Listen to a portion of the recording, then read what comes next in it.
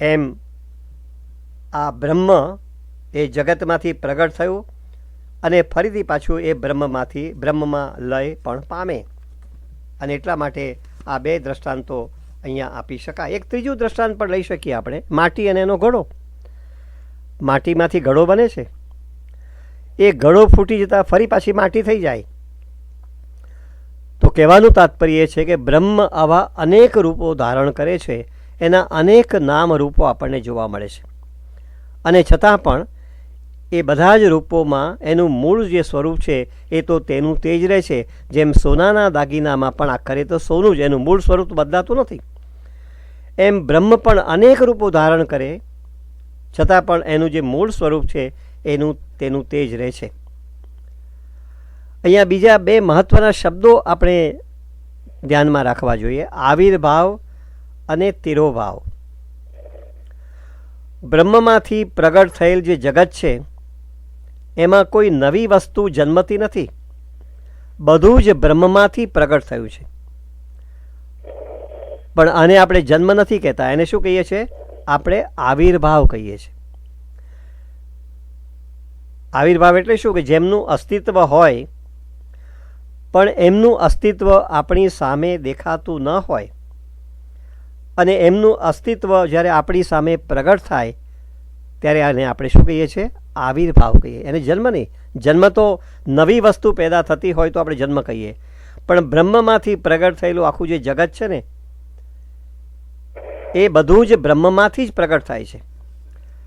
એટલે એનું અસ્તિત્વ તો છે જ, પણ એનું અસ્તિત્વ માત્ર આપણી સામે પ્રગટ જ્યારે પણ થાય ત્યારે એને બ્રહ્મનો આવિર્ભાવ કહી શકાય.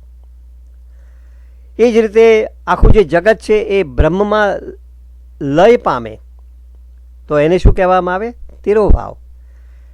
એટલે અસ્તિત્વ આપણી નજર સામે હોય અને એ પાછું એના મૂળ સ્વરૂપની અંદર વિલીન થઈ જાય, એના મૂળ સ્વરૂપની અંદર એ સમાઈ જાય તો એને શું કહેવામાં આવે? તિરોભાવ. તો આવિર્ભાવ અને તિરોભાવ આ બંને શબ્દો પણ બ્રહ્મની જ્યારે વાતો કરીએ ત્યારે આપણે ખાસ ખ્યાલમાં રાખીએ છીએ. ટૂંકાણમાં શંકરાચાર્યનો જે મત છે કે માયા નામની શક્તિએ જગતની રચના કરી છે, એની સામે શ્રી મહાપ્રભુજીનો વિચાર આપણે મૂક્યો કે બ્રહ્મ પોતે જ જગતરૂપ થયા છે, બ્રહ્મમાંથી જ જગતની રચના થઈ છે અને બ્રહ્મ પોતે જ જગતરૂપ થયા. કેમ? પોતાના ક્રીડા વિહારને માટે. એટલે પોતાનામાંથી જગતનો આવિર્ભાવ પણ થયો. એ બ્રહ્મ પોતે જ જગતને ચલાવે છે. એટલે શંકરાચાર્યની જે વાત છે કે બ્રહ્મે પોતે જગત રચ્યું નથી, એ તો માયાની શક્તિમાંથી બ્રહ્મ જગતની રચના થઈ છે, એ શંકરાચાર્યનું જે મત છે એ આપણે સ્વીકારતા નથી. શ્રી વલ્લભનો જે મત છે એને આજે સૌ કોઈ સ્વીકારે છે. કહેવાનું તાત્પર્ય એ છે કે કોઈ પણ સ્થિતિમાં જગતના અસ્તિત્વને આપણે નકારી શકવાની સ્થિતિમાં નથી. શંકરાચાર્યજી ભલે એમ માને કે જગત માયિક છે, માયામાંથી પેદા થયેલું છે, એનું અસ્તિત્વ નથી, એ તો એક માત્ર આપણી ભ્રાંતિ છે, તો એ વાતને આપણે સ્વીકારી શકતા નથી. અર્થાત શ્રી મહાપ્રભુજીનું જે મંતવ્ય છે એ જ આપણી માટે શિરોમાન્ય છે. અને બધા વિચારકોએ પણ શ્રી મહાપ્રભુજીના મતનું સમર્થન કર્યું છે કે જગત અને બ્રહ્મનું શુદ્ધ અદ્વૈત છે. એટલે બ્રહ્મ શુદ્ધ છે તો જગત પણ શુદ્ધ છે, કેમ કે બ્રહ્મમાંથી જ જગતની ઉત્પત્તિ થઈ છે. આપણી ચર્ચાને સહેજ આગળ વધારીએ છીએ અને જેમાં જગત અને સંસારનો ભેદ આપણે પારખીએ. આ સંસાર શું છે અને શંકરાચાર્યજી ક્યાં ગોથું ખાઈ ગયા? કારણ કે આ બંને વચ્ચેનો જે ભેદ છે ને એ મહાપ્રભુજી પામી શક્યા, પણ શંકરાચાર્યજી આ બંને વચ્ચેનો ભેદ પામી શક્યા નહીં. જગત અને એમાં આસક્તિ રાખીને હું અને મારું એવા પ્રકારની જો બુદ્ધિ રાખવું તો એને સંસાર કહેવામાં આવે. અને શ્રી વલ્લભનું આ જ એક મહત્વનું પ્રદાન છે. હું અને મારું એ જ સંસાર. હું એટલે કર્તા તરીકે આપણે આપણી જાતને જો માનીએ તો એ આપણી અહમતા છે, હું. અને મારું એટલે જગતમાં બધી વસ્તુઓ મારી છે, માલિકીની ભાવના એમાં જો રાખીએ તો એ આપણી મમતા છે. આ અહમતા અને મમતા અથવા તો હું અને મારું એ જ સંસાર છે અને એ જ મિથ્યા છે. શંકરાચાર્યજી સંસારને મિથ્યા કહેવાને બદલે જગતને મિથ્યા કહી બેઠા. વસ્તુતઃ તો જગત તો સત્ય છે, જગત તો શુદ્ધ છે, કેમ કે એમની બ્રહ્મમાંથી ઉત્પન્ન થયેલ છે. પણ ખોટું શું છે, મિથ્યા શું છે? તો સંસાર ખોટો છે. હું અને મારું અથવા તો મારી અહમતા મમતા એ જ મારો સંસાર છે અને એ જ મિથ્યા છે. એ કદી ટકી શકતો નથી હોતો. તો સમગ્ર જે જગત છે ને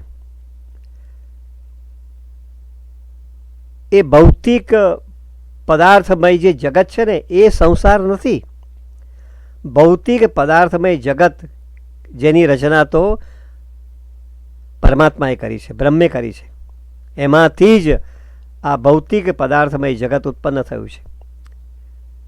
એને સંસાર નથી ગણતા. સંસાર તો શું છે? જેમાં હું અને મારું અથવા તો અહમતા મારું, અહમતા મમતા જ્યાં વ્યક્ત કરું એમાંથી મારો સંસાર પ્રગટ થાય છે અને એ મિથ્યા છે.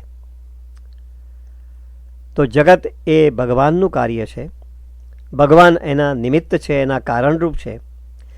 જ્યારે અહમતા મમતાવાળો સંસાર કોણ રચે છે, કોણ કલ્પે છે? તો આ જીવ કલ્પે છે. અહમતા મમતાવાળો સંસાર જીવે અવિદ્યાથી કલ્પેલો છે.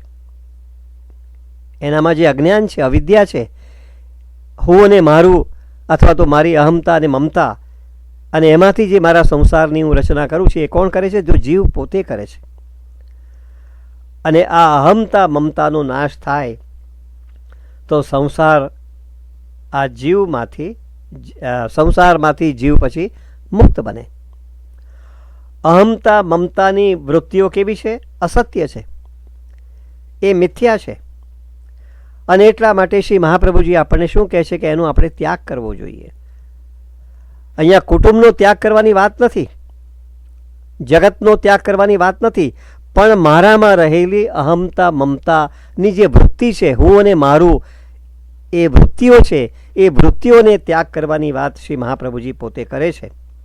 અને આવી અહમતા મમતાની જે અસત્ય કહી શકાય, મિથ્યા કહી શકાય એવી વૃત્તિઓ છે, એનો જ્યારે નાશ થશે ત્યારે એક બ્રહ્મમય દશાનો હું અનુભવ કરી શકું.